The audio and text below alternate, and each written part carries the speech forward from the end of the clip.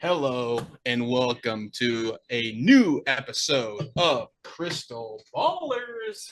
We got this date 9/11, and we're going to be going over the NFL recap from week one, overreactions, underreactions. We're going to talk about some of the most exciting games of the week, and we're going to cover some of your rankings. Ask questions in the chat. If we see something and we want to talk about it, we will address it. We're going to go over the primetime season records, and we're going to hit it all up. We're going to get the best bets for the week, and finally our crystal ball busts and crystal ball picks. But to kick us off, let's go ahead and get started with some overreactions, underreactions. Eric, what do you got? Travis Kelce sticks out to me. Is he washed? Is he dusty? Or is he still going to be able to pull through as a type tight end this year? Week one, just 3 catches on 4 targets. Noah Gray had the same amount of catches as Travis Kelce. The backup tight end has the same amount of catches as the starting tight end. Rob Gronkowski retired in 2019, 4 years ago, and Travis Kelce and Rob Gronkowski are the same age. He's about to turn 35 in about a month or two. In the past, the offense always went through Travis Kelce. He was the offense. Last year, the receivers couldn't catch anything. Everything was going through Travis Kelce.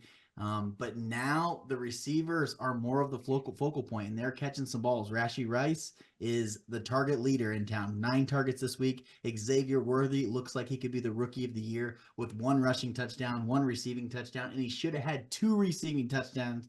Patrick Mahomes barely missed him, barely overthrew him. I think Travis Kelce is going to have some games, but they're going to be in the touchdown department. I don't think he's going to be able to pull it off for volume this year. I think where you drafted him in fantasy football, he was overdrafted, and I think he's going to underperform this season. Yeah. But a player that I think is going to overperform this season is Cooper Kupp. Marcus, what do you think of Cooper Kupp? Yeah, for me, Cooper Kupp, it's going back to a few years ago. He's, for me, instantly back to being a top 3 wide receiver. Last week when Puka Nacua got hurt, he increased to a 52% target share, 7.48 Rams were 3rd highest passing rate over expected. All of these things are pointing to Cooper Kupp is just going to light the world on fire now. Expecting 15 to 20 targets a game is not out of the realm of possibility for Kupp. He's just going to go right back to being the Triple Crown winner. I think I would probably trade anybody away for him except Tyreek Hill and Lamb. Anybody else, I would be trying to trade away to get Kupp. I think he's just set up to smash. Even when Puka comes back, he probably won't be 100%. I think Cooper Kupp is back and ready to rock. Yeah, I agree with you, Marcus. I think Cooper Kupp's in for a terrific season, especially while Puka is out. Not sure what happens when he comes back. For me, though, I'm thinking about Dalton Kincaid. He's a guy that I think all of us were really high on going, through our drafts. And he really disappointed week one with just 1 catch for 11 yards. But I'm not ready to give up on the guy yet.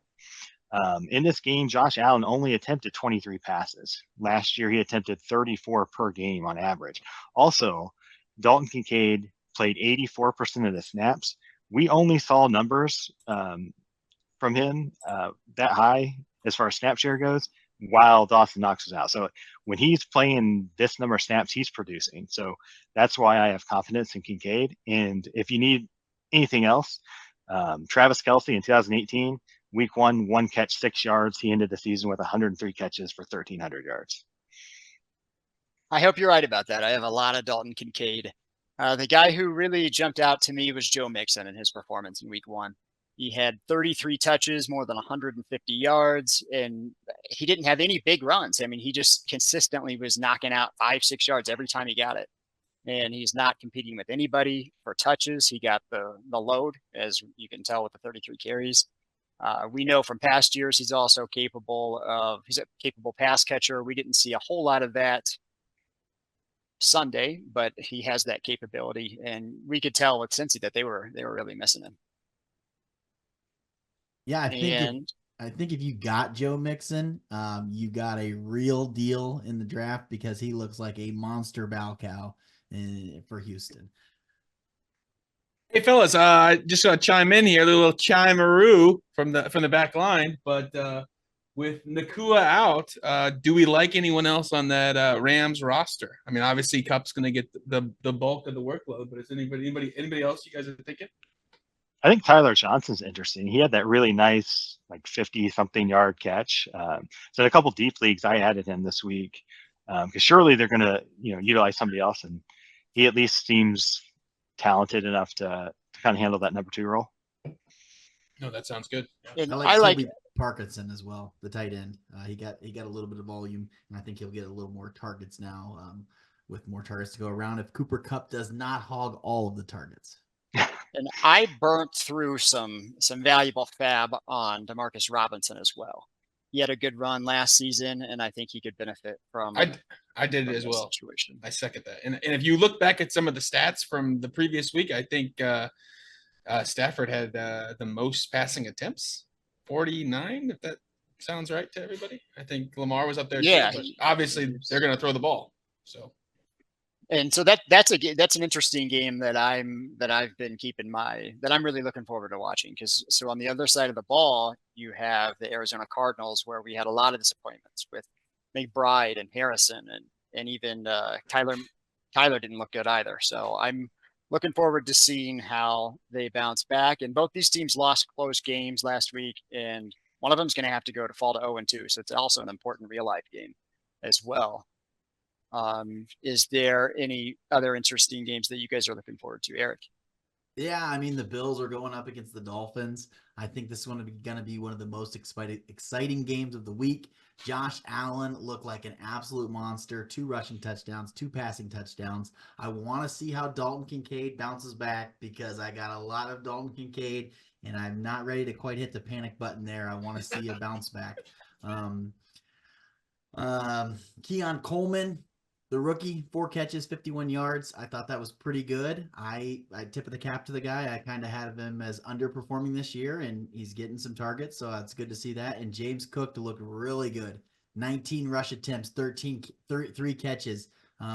He's getting a lot of the work. I give Ray Davis a little bit of a handcuff potential there, because if something happens to James Cook, I think Ray Davis might get a little bit of action. But the Dolphins, going up against the Dolphins and all the speed they got, Devon Achane looked really good. 10 rush attempts, 7 targets, 17 total touches for the guy.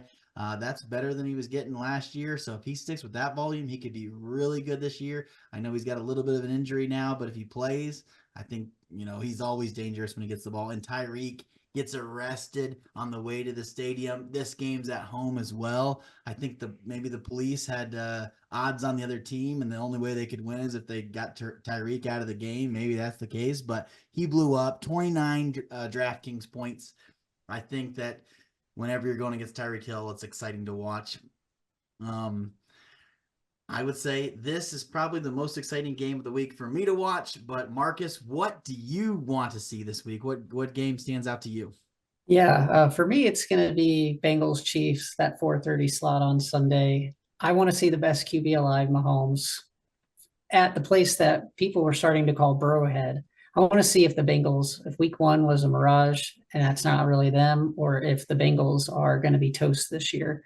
People were drafting Burrow to be their quarterback, going as high as 7th overall from the QBs. People were drafting Jamar Chase as a top 5 wide receiver. The running back situation, I think, is a little bit different than what people were thinking the first week. Moss was beating out Brown when Brown was being the younger guy and getting all the hype and being drafted higher. So those are the things that I'm really interested in. And of course, on the Chiefs side of the ball, I want to see what will happen again. Will Rice get all the targets? Will Hollywood Brown come back? And if he does, how does that change things? Does Xavier Worthy excite again? Just so much fun and potential there. If the Bengals, please show up this week, because I really want a good game. Marcus, what are you thinking about the Burrow lingering hand injury? Is that yeah, he was dealing with it in the preseason. You could tell on the sideline. Yeah, it definitely was. It is something that I'm worried about. I didn't draft a lot of Bengals this year. I didn't draft a lot of Burrow or Chase, maybe a few shares of Brown, even took Moss once. So the Bengals scare me a little bit. And if Burrow is still dealing with any type of hand injury at all, it's going to affect, and it's going to show. I think it showed in week 1. Now, New England might have a really good defense. So we have to give New England, I think, some credit. Possible. But yeah, I think that I think we're going to quickly see if the Bengals are going to be in big trouble, because if you start 0-2, I think they say the odds are like less than 10% that you make the playoffs. And I think a lot of people were expecting the Bengals to bounce back and make the playoffs this year, and they could be staring at 0-2. And it's just going to be a very intriguing game Sunday afternoon. Yeah, I think the Bengals might also be dealing with some rust because basically none of them played in the preseason. The game I'm looking forward to is the game with the highest over/under, and that is the Lions and the Bucks. Now, I might be a little biased because I did watch the Washington Tampa Bay game on Sunday and watched Baker Mayfield play lights out, Mike Evans play lights out, Chris Godwin play lights out. That might just be because who they're playing against, but they looked really good. And now they're going to play against a Detroit team that also looked really good. I think we have, in my estimation, both Tampa Bay receivers top 15, Amon-Ra St. Brown's top 5, and I'm really big on Jameson Williams. We're going to talk more about him later on. And of course, you got Sam Laporta. So much fantasy goodness in this one game. It's going to be a good one. And of course, the running backs too. Zach, do you think that Baker's for real, or you think this is a fluke thing? Or, I mean, obviously you feel like his career has seen a resurgence in the last 2 years, but is it legit? Or I've never really been a big believer in Baker Mayfield, but I've also always thought that pocket passers don't hit their prime until their 30s, and a lot of times teams give up on guys too soon. So we might just be seeing kind of a late breakout for Baker Mayfield. he's got that dog in him, he's got that dog. He got that dog in him. So does he get to play Washington every week?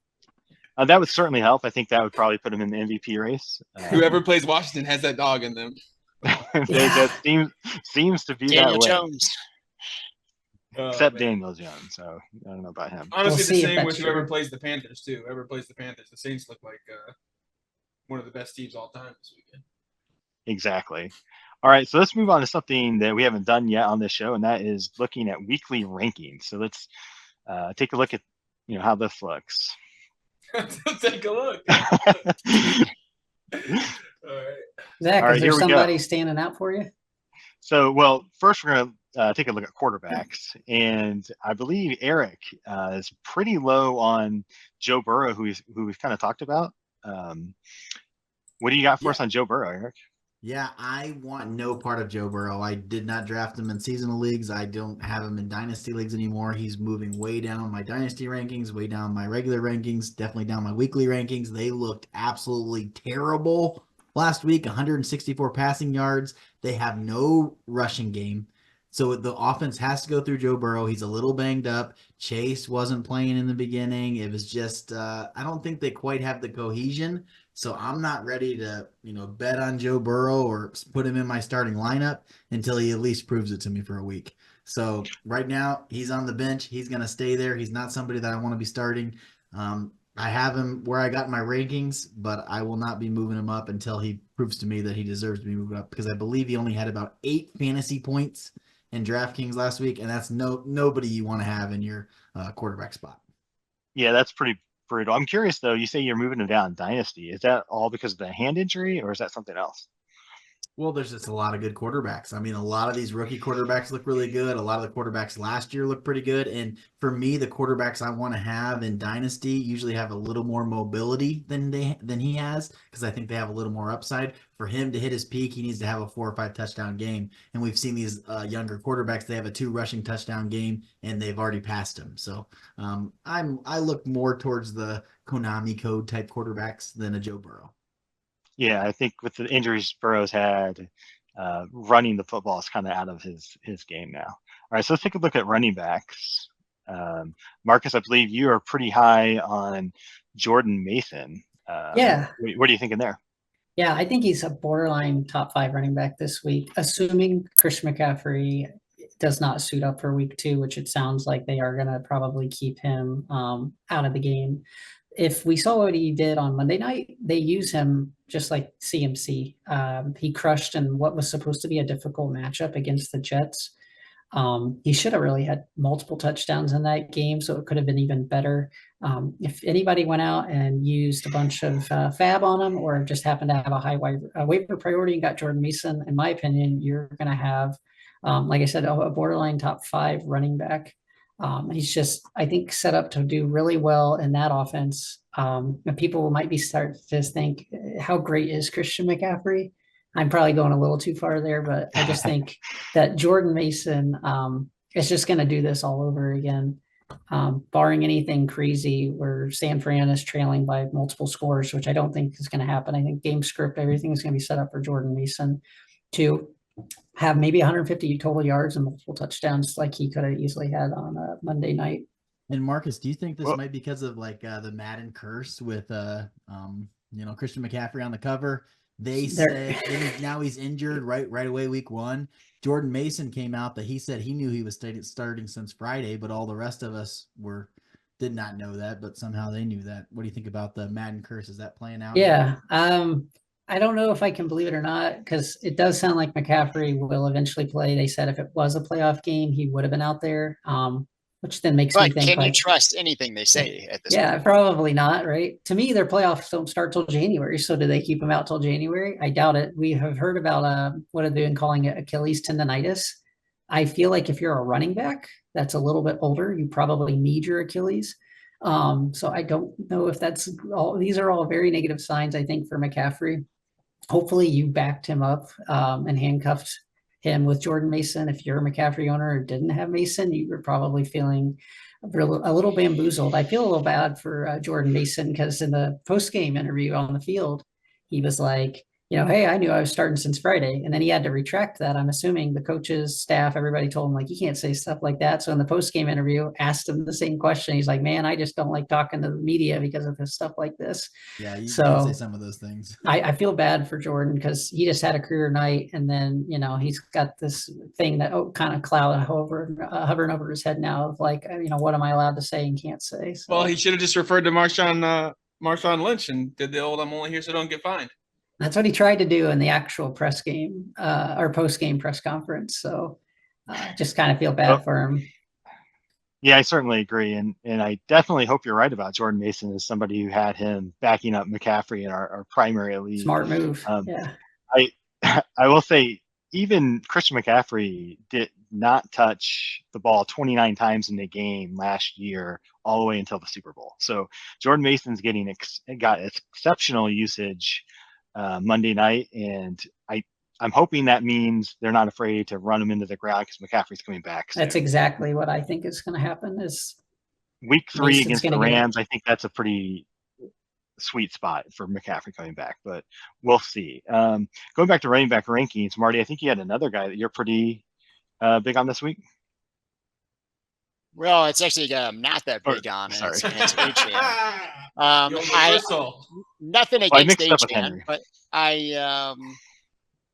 I'm just a little concerned with the injury. It did not look good.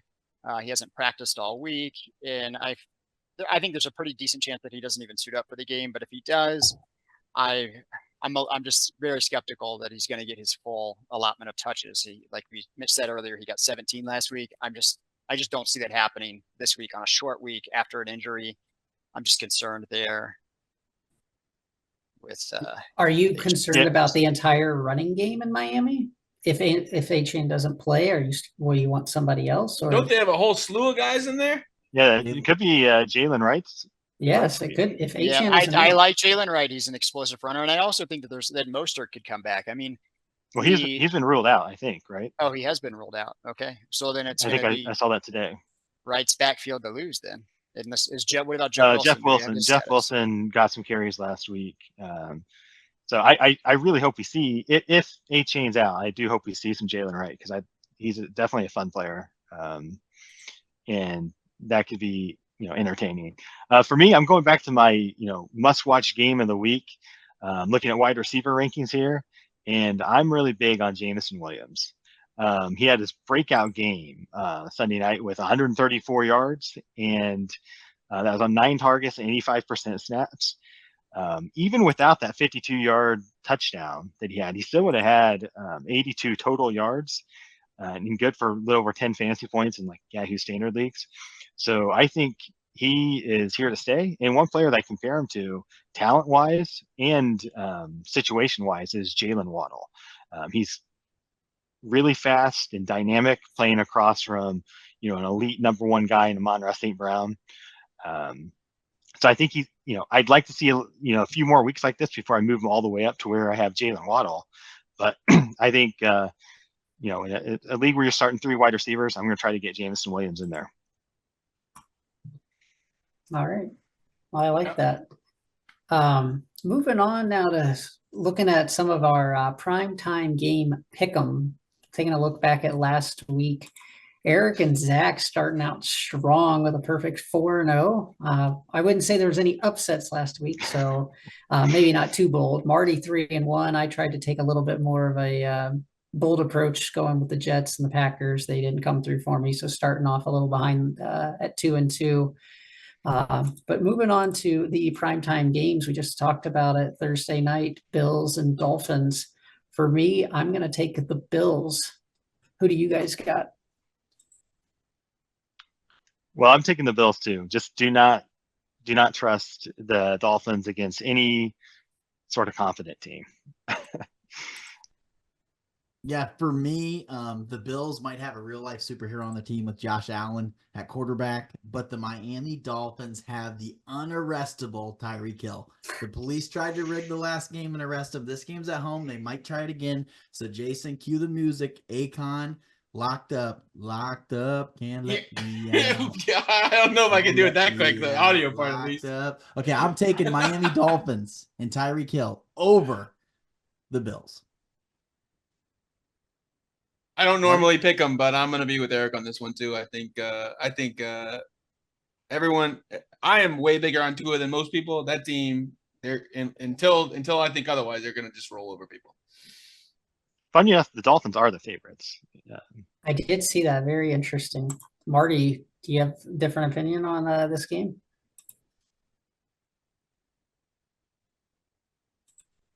Marty, you better not be muting yourself. I can tell you're muted right now. Give me the Bills. I am on the Bills. All righty, perfect. You'd have skipped him. Sorry about that. Moving on to I think Sunday. we should dock him a win in the standings. Yeah, there you go. I like that. Moving on to the Sunday night game, I think it's going to be an exciting one. Caleb Williams, is he going to have a bounce back game with the Bears, or is he going to be missing a lot of his playmakers versus the Texans and that very fun offense? So for me, I'm going to go with the Texans, who are favored. Zach, who do you got? I'm going with the Texans as well. It was a crazy game for the Chicago Bears to win last week. Don't see that happening again. Caleb's definitely got some work to do before he can take that team. No, I'm pretty big on in the Houston Texans. Yeah, for me, the Chicago Bears might have the best defense in the league. With 2 touchdowns last week. Caleb Williams was complete trash. But CJ Stroud and the Texans, I see overcoming Caleb Williams because I don't think the defense is going to be able to score all the points. I think the Texans are going to score, and they're not going to be able to keep up. Well, similar to what you guys said about the Commanders, I'm going to say any team that gets to play Will Levis every week is going to look pretty good. That was one of the most embarrassing. It was a bad pick at the end. That was really bad. Yeah, I was on the fence about going to the game, but they're way too expensive. They're charging like $300 to get into Houston to see the worst possible seats. But I'm on the Bears though. I think there could be some good odds there. And to back up what Eric said, they do have 9 out of 11 returning starters. I think that's more than most teams would probably have. I haven't looked it up, but with all the stuff that goes on, I mean, I know that's it's pretty unusual. Yes, for certain. And then moving on to the Monday night game. This might have been my second most intriguing game. I want to see what is up with the Atlanta Falcons. They're traveling to Philadelphia this week. Eagles looked great. They're getting a little mini bye, almost getting to play in Friday in Brazil, and now a few extra days to rest. I want to know with the Falcons and Kirk Cousins, is he cooked? Are we going to see Penix soon? If they start 0-2, I think the chants are going to be very loud, something we talked about in the preseason this year. For me, I'm going to go with the Eagles. Eric, who do you got? Yeah, the Eagles, I think, are going to walk all over the Falcons. Kirk Cousins has absolutely no mobility. He is playing like a statue back there, not driving off his back foot, nothing. I told you guys before, mark my words, we will see Michael Penix Jr. in this offense. And when we do, this is going to be one of the top offenses in the league. because he is a great facilitator of the ball, and he has both of his Achilles that are still intact. He is still mobile. So I do think we're going to see Michael Penix Jr., and they will be good at that point. But right now, they got Kirk Cousins. Give me the Eagles over the Falcons. I too will take the Philadelphia Eagles, but I'm not ready to give up on Kirk Cousins yet. I think he's going to bring a little more fight this week against the Eagles, and it'll be a high scoring game. But Eagles come out on top. And I'm on the Eagles as well. Awesome, great. Well, we'll continue to track that and see who our Pick'em champion is at the end of the season. Moving along, though, some best bets. Wasn't our best start to the year. I think just a lot of people probably suffered the week one with offenses just struggling in general. Marty came through with us, though, with his Stafford plus 300 passing yards to save a little bit for us.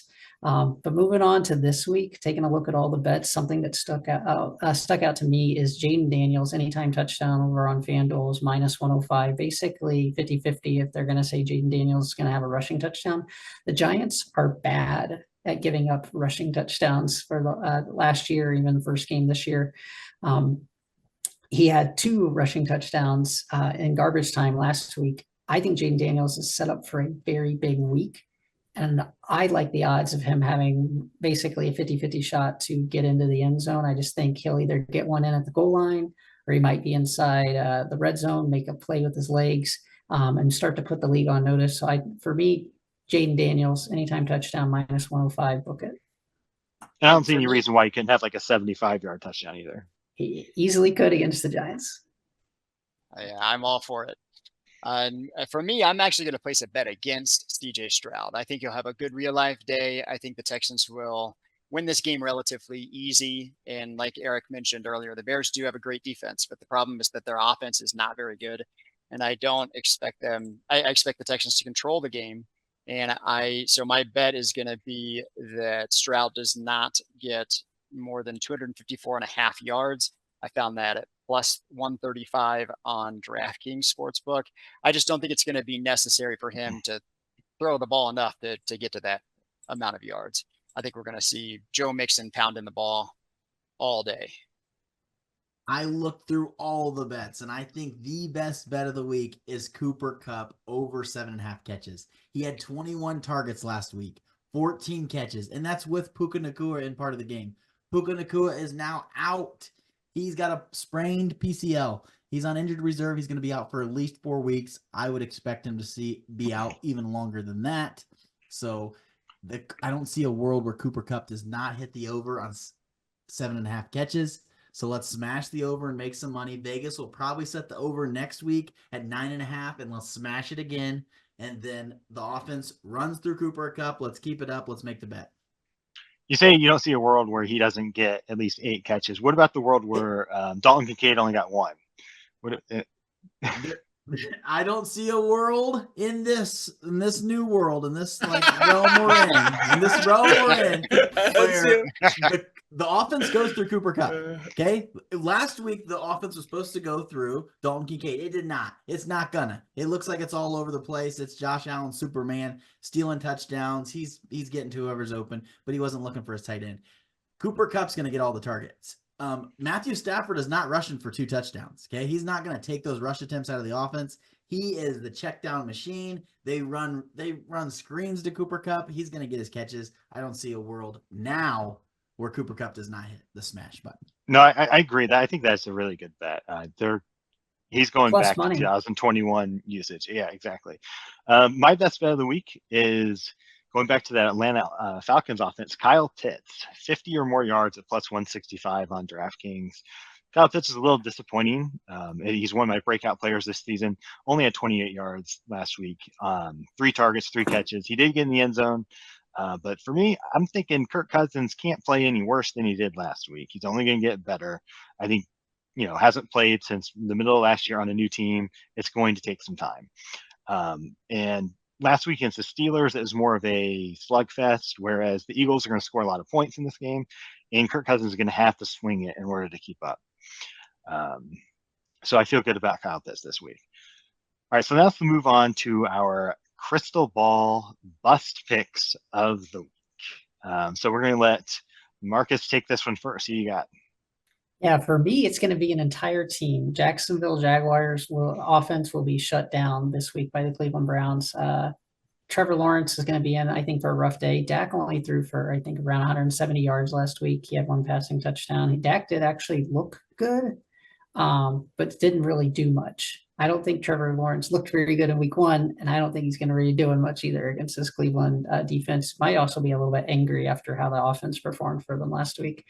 I also think ETN might be in for a rough day just because it's a tough matchup, but also because Tank Bixby might be getting more and more. If that becomes a split, then all of a sudden Travis Etienne's value is going to start to plummet, and he's going to have to get there on efficiency, which might be tough for him. And then all the Jacksonville wide receivers, just with all the corners that Cleveland's got, are going to be shut down. Interesting enough, not that I think I'm going to be starting Christian Kirk, but Cleveland, if they have a weak spot, it is the slot. If you're absolutely desperate, you could probably get away with starting Kirk.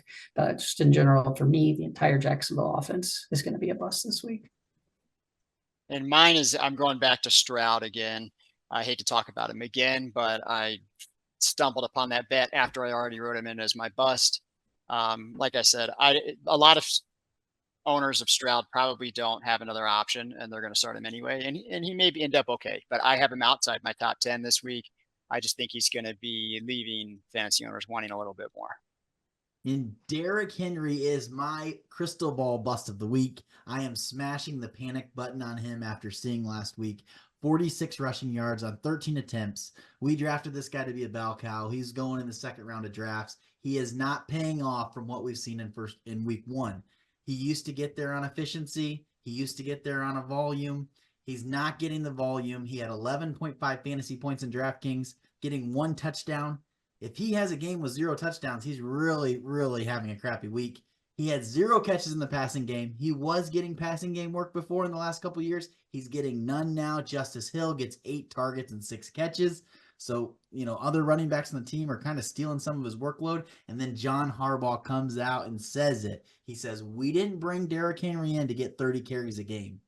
That's what he used to be. Now they said, we're not going to give him 30 carries a game. I don't think he's going to get there on efficiency, and now he's not going to get the volume. So I've smashed the panic button on Derrick Henry for the whole year and this week.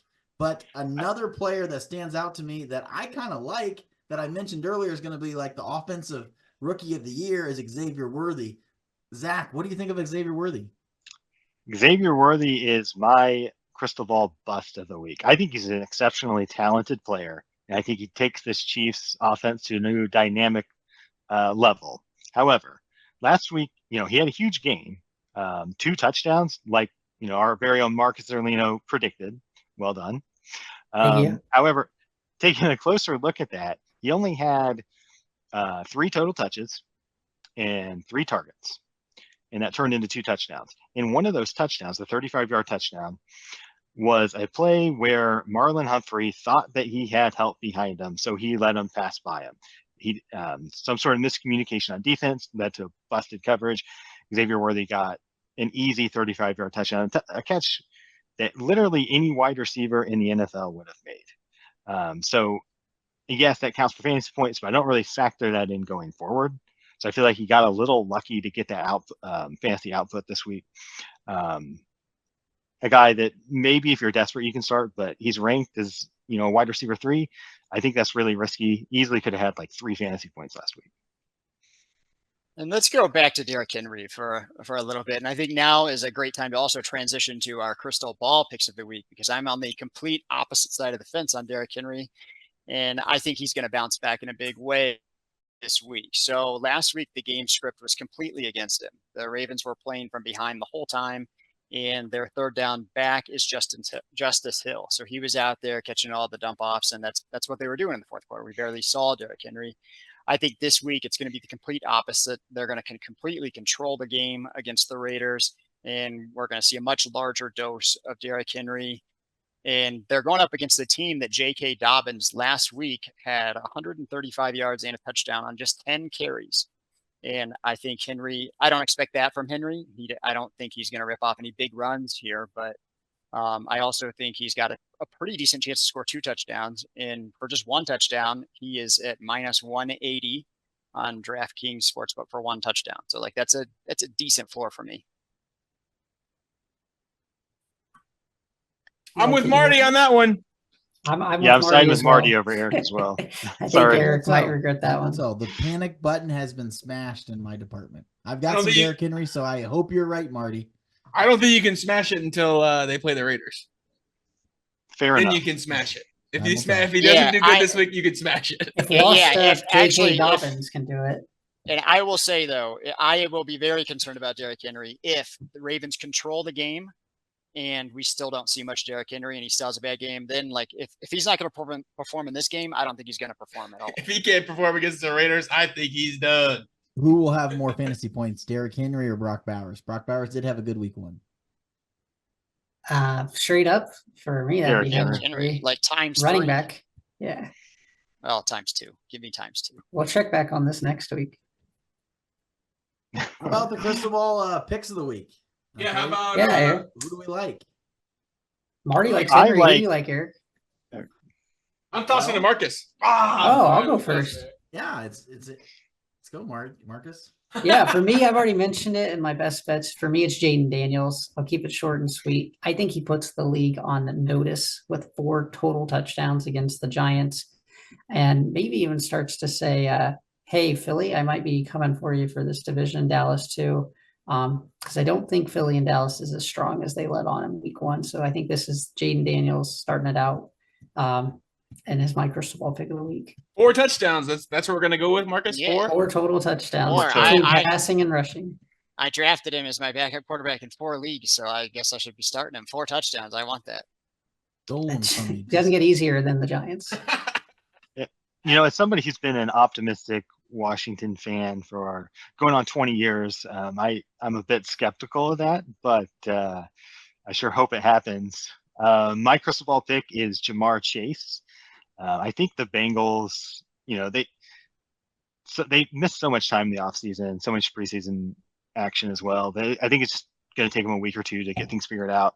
I feel like they underutilized Jamar Chase against the Patriots week 1, but now they're playing against the Kansas City Chiefs this week. They're going to have to score some points. It's going to force Burrow to throw the ball more, and I think they're going to funnel it Jamar's way. He's going to have a big game.